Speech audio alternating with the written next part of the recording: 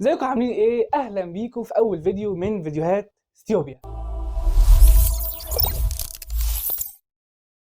بما ان محتوى القناه هيكون عن التعلم والمعرفه وتطوير الذات والحاجات اللي احنا قلناها دي، فكان لازم نبدا اول فيديو بازاي تتعلم انك تتعلم. حضرتك بتقول ايه؟ زمان كانوا بيقولوا لنا اتعلم علشان تشتغل، دلوقتي بقى لازم تتعلم علشان تعيش اصلا. صدقني مش مبالغه. والتعلم هنا مش قصدي انك تذاكر منهج علشان تروح تمتحن في اللي ذاكرته، مش قصدي كده خالص. احنا دلوقتي عايشين في زمن المعلومه بتتجدد كل ثانيه، واللي مش بيطور نفسه بيتساب ورا كده زي النسخه القديمه من الموبايل اللي خلاص محدش عاد عاوزها. يعني مثلا مجال زي البرمجه اللي اتعلم من 5 سنين فاتوا ومكمل وبيطور في نفسه، دلوقتي بقى شبح في المجال. ونفس الشخص اللي اتعلم من 5 سنين فاتوا ووقف وما كملش بقى زيه زي اللي لسه اصلا داخل المجال جديد وبيتعلم الف ب برمجه. التعلم دلوقتي مش رفاهيه، بمعنى اصح هو سلاح. يعني مثلا بتشتغل في التسويق لازم تتعلم ادوات جديده كل يوم، ولو طالب لازم تتعلم حاجات بره المنهج علشان دماغك تعرف تفكر احسن. حتى لو بتبيع كشري اتعلم تسوق صح علشان يجيلك زباين اكتر. والموضوع مش بس في الشغل، لا ده كمان في حياتك. يعني لما تتعلم مهارات جديده زي اداره الوقت والتواصل او حتى طبخه جديده، ده في حد ذاته بيغير يومك بشكل كبير جدا، بيحسسك انك بتتقدم مش واقف مكانك. وده احلى شعور في الدنيا بصراحه، انك تحس انك بتتحرك. بس السؤال هنا ازاي اتعلم؟ وهل كل الناس بتتعلم بنفس الطريقه ولا كل واحد ليه طريقته؟ ومن هنا نخش على نقطه ان لازم افهم اسلوب التعلم المناسب ليا. بص يا صديقي، دلوقتي انت قررت انك تتعلم، تمام، مفيش مشكله. بس المشكله انك ممكن تبدا وبعد شويه تزهق، تحس انك مش فاهم او تحس ان مخك مش قابل المعلومه اصلا، وساعتها تقول انا شكلي مش نافع، انا فاشل، ايه اللي بعمله دوت، انا اروح اشوف لي شغلانه احسن.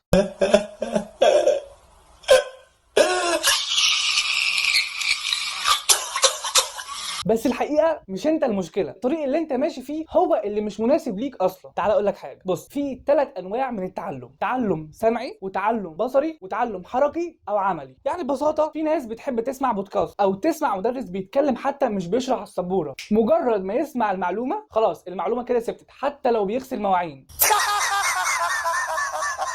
ده اسمه متعلم سمعي. في واحد تاني لا، لازم يشوف فيديو، يشوف صور، يشوف رسوم توضيحيه، يشوف المدرس وهو بيكتب على السبوره ويرسم ويعمل خرايط ويعمل خرايط ذهنيه والحاجات دي. يعني لو المعلومه مكتوبه بس يحس انها طلاسم ومش مفهومه بالنسبه له. ده اسمه متعلم بصري. وفي بقى اللي لازم يشتغل بايده ويطبق ويغلط ويعمل ويدور بنفسه، ده اسمه متعلم حركي او عملي. وده غالبا بيكون مبدع لما بيشتغل بايده. يعني باختصار مفيش طريقه غلط للتعلم، بس في طريقه غلط ليك انت. بمعنى اللي نفع مع صاحبك مش ضروري خالص ينفع معاك انت. فقبل ما تشتكي من المعلومه اسال نفسك سؤال مهم قوي: انا بتعلم ازاي اصلا؟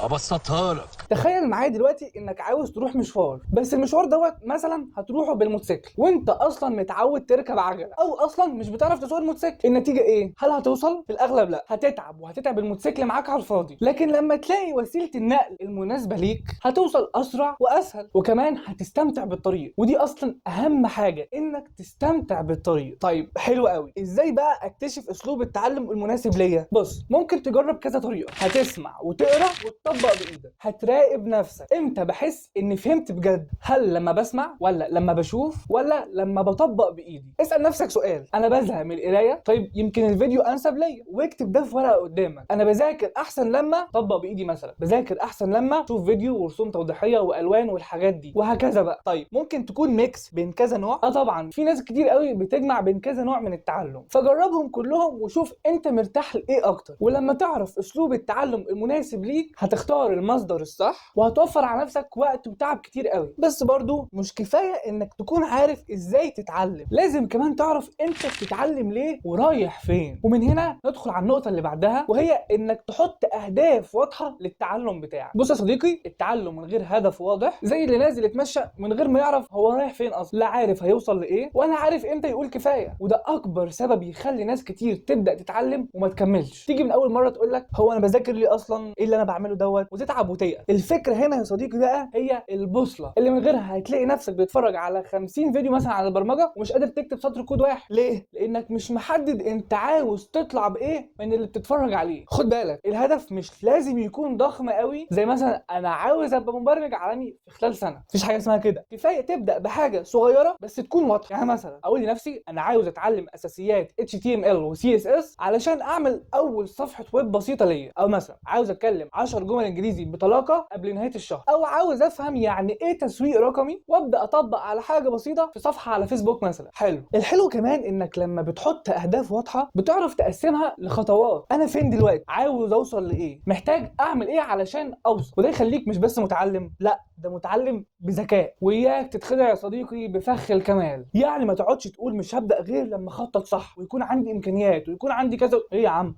مفيش حد بدأ جامد. لا، لازم تخطط بسرعه حتى لو الخطه مش كامله، مش مشكله لانك كده كده هتعدلها في الطريق، ده طبيعي جدا. وكمان خليك واقعي في هدفك. يعني لو بتشتغل 10 ساعات في اليوم ما تقولش هفرغ كل يوم 5 ساعات اذاكر فيهم، لا قول هخصص كل يوم ساعه واحده مركزه ومع الوقت هبقى ازود. بس برضو بعد ما تحدد هدفك وتعرف اسلوبك هتسال نفسك سؤال، طيب اتعلم منين وابدا منين اصلا؟ وهنا بقى تيجي اهميه العصر اللي احنا عايشين فيه، وهي التكنولوجيا اللي حطت الدنيا كلها في جيبك. زمان كان اللي عاوز يتعلم لازم يدور على مدرس، شوف كتاب، شوف كورس في مدينه بعيده، ويمكن حتى يسافر. دلوقتي الدنيا اتغيرت تماما، التعلم بقى اقرب ليك من الموبايل اللي في ايدك. يعني مالكش حاجه، مفيش اعذار يا صديقي. عاوز تتعلم برمجه، هات يا باشا موبايلك وافتح يوتيوب، هتلاقي ناس كتير قوي بتشرح من تحت الصفر وببساطه، ويمكن احسن من دكاتره الجامعه كمان. عاوز مثلا تتعلم لغه، عندك برضو قنوات كتير قوي بشكل مجاني ومن تحت الصفر كمان، وعندك ابلكيشنز كتير تقدر تحملها وتتعلم حتى وانت في الميكروباص. وفي منصات كتير قوي ملهاش عدد الصراحه. يعني خلاص مفيش حاجه اسمها انا ما عنديش حد يعلمني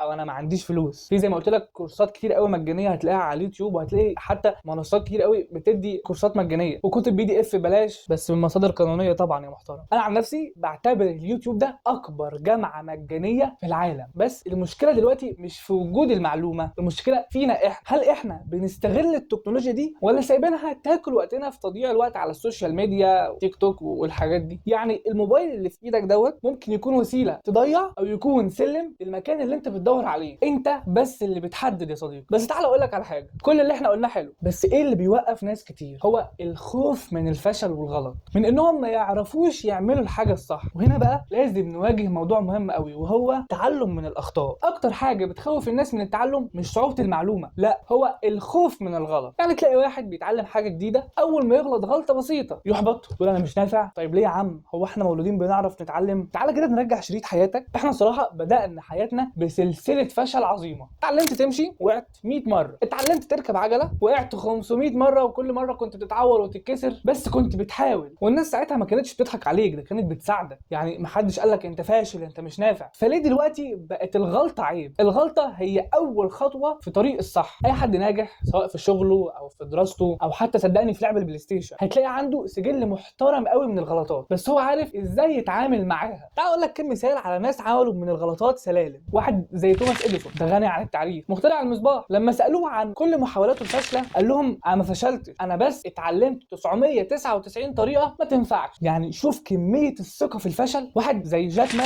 مؤسس شركه علي بابا اترفض من 30 وظيفه، حتى كنتاكي رفضوه، بس الراجل اتعلم من كل رفض وخلى الفشل بنزين مش فرمله. واللي بيتعلم صح هو اللي بيسال عن كل غلط، انا غلطت في ايه؟ طيب ليه حصل كده؟ طيب المره الجايه اعملها ازاي بشكل افضل؟ يعني بدل ما تزعل قول لنفسك انا قربت افهم اكتر، وده درس ببلاش يا عم. بس طبعا مش كل الغلطات بتعدي كده وخلاص، لازم يكون في نظام يخليك ترجع تتعلم من غير ما تيأس. هنا بقى نيجي لحاجه ناس كتير قوي بتستهين بيها مع انها سر الاستمراريه، وهي تنظيم الوقت والتعلم بذكاء. بص يا صديقي، اللي بيفرق بين اللي اتعلم وكمل وطور من نفسه واللي جه في نص الطريق وراح واقف مش الذكاء، لا في التنظيم. يعني مثلا تلاقي واحد بيقول لك انا هذاكر 6 ساعات في اليوم، بعد اسبوع يرجع ينام وهو ماسك الكتاب. ليه؟ لانه دخل براسه. الذكي مش اللي يقعد بالساعات يتعلم، الذكي هو اللي يعرف ازاي يتعلم بذكاء. طيب يعني ايه اتعلم بذكاء؟ يعني ببساطه تشتغل على وقتك وتركيزك وطاقتك وتخليهم يخدموك مش يستهلكوك. وهنا بقى نيجي ل3 نقط مهمه قوي في التنظيم. اول نقطه حاجه اسمها تقنيه البومودورو، اسمها غريب شويه بس صدقني فعاله جدا، وهي عباره عن انك بتذاكر 25 دقيقه تركيز ناري وتاخد بعدها 5 دقائق راحه، وكل شويه بتزود. يعني مثلا بدل ما كانوا 25 دقيقه هتخليهم 35 دقيقه و10 دقائق راحه. اللي بيحصل ايه؟ مخك ما بيلحقش يتعب، والنتيجه ان يشتغل بذكاء وتركيز اكتر. تاني نقطه وهي تقسيم المهام. يعني ما تفتحليش كورس 10 ساعات مره واحده وتقول لازم اخلصه، لا مخك اصلا مش هيستوعب كم المعلومات دي. طيب ايه الحل؟ هتقسمه على ايام، كل يوم مثلا ساعه، ساعه ونص. خلي كل يوم مهمه صغيره، ولما تخلصها كافئ نفسك بحاجه بسيطه. للعلم المخ بيحب المكافآت جدا. ثالث نقطه وهي الراحه. الراحه مش عيب، دي ضروره. يعني ما تقعدش بالساعات تقول لازم اخلص وتيجي على حساب صحتك وبعدها تقول انا فقدت طعم الحياه.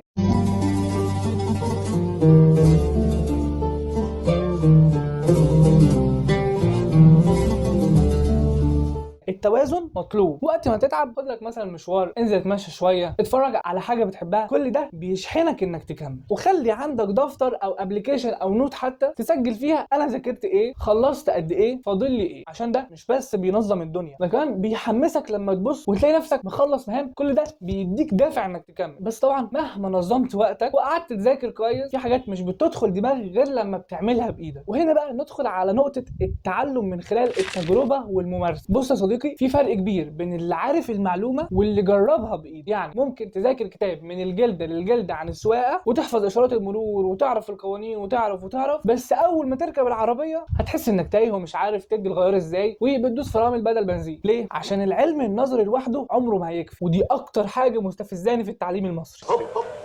الخبرة بتيجي لما تنزل وتغلط وتطبق بإيدك، وساعتها المعلومة بتثبت في دماغك زي الحجر. تعال ناخدها بمثال. لو بتتعلم برمجة ما ينفعش تتفرج على 20 فيديو عن البرمجة وتقول أنا كده تمام خلاص. لا، لازم تفتح محرر الأكواد، تكتب وتجرب، والكود يضرب منك حلو جدا مش مشكلة، لأن الغلطة دي هتفضل في دماغك أفضل من 10 فيديوهات. أو مثلا لو بتتعلم لغة ما ينفعش تقعد تحفظ كلمات وخلاص كده، لازم تحاول تستخدمهم في جملة أو تسجل بصوتك أو تتكلم مع حد. حتى لو غلطت عادي برضو مش مشكلة. اللغة مش للحفظ، اللغة للاستعمال. ودي برضو اكتر حاجة مضايقاني في التعليم المصري، ربنا يسترها علينا. التجربة بتعلمك حاجات عمر المعلومة الجافة ما هتوصلها لك. التجربة بتخليك تفهم اعمق، تعرف امتى تطبقها وازاي تطبقها اصلا، وتحس بثقة كده. انا جربت، انا عملت، انا شفت بعيني. صدقني انا جربت الحاجات دي كلها، مش بقولها لك كده وخلاص يعني. وعلى فكرة الممارسة مش لازم تكون كبيرة او رسمية الى حد كبير. يعني مثلا مش لازم تستنى يبقى عندك مشروع مليونير علشان تبدأ. لا، ابدأ بسيط. صمم مثلا صفحة ويب بسيطة على اللي انت اتعلمته في البرمجة، ابلكيشن بسيط على اللي انت اتعلمته، اعمل فيديو بتشرح فيه اللي انت فهمته. كمان ممكن تدرب صاحبك على اللي انت اتعلمته، شارك في تحديات اونلاين او جروبات تعليمية. كل مرة بتطبق بايدك بتضيف طوبة جديدة في بيت الخبرة بتاعك. حلو التشبيه ده، بس برضو ايد لوحدها مش كفاية. معلش يا صديقي، مفيش حاجة سهلة، محتاج كمان ودن تسمع وعين تشوف تجارب غيرك وعقل يشارك. هنا بقى نيجي لنقطة مهمة وهي التفاعل مع الاخرين. بص، انت ممكن تذاكر لوحدك، ممكن تشوف فيديوهات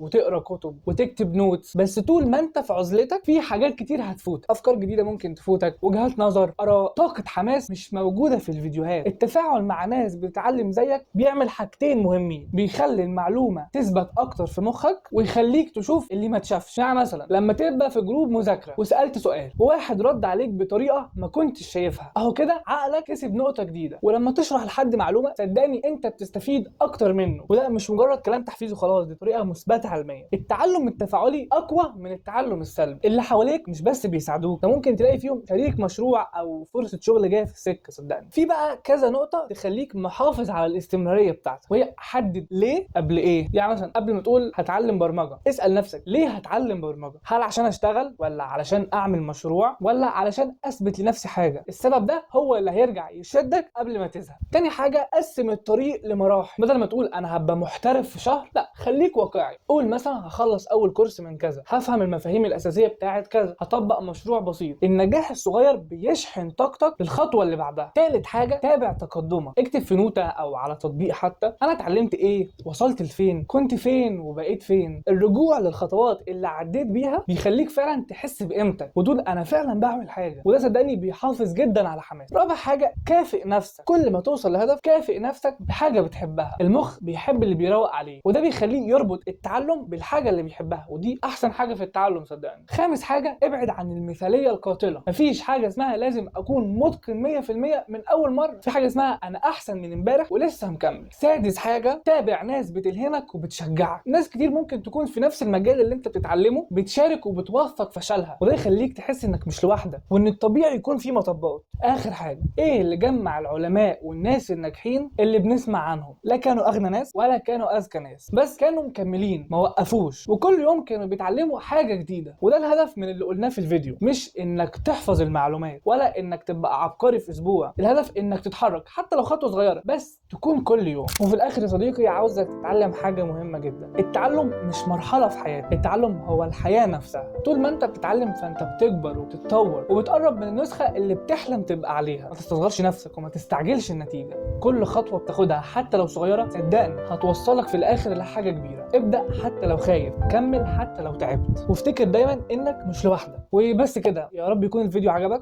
ولو حاسس انك استفدت سيب لنا رايك في كومنت وقول لنا ايه اكتر نقطه لمستك.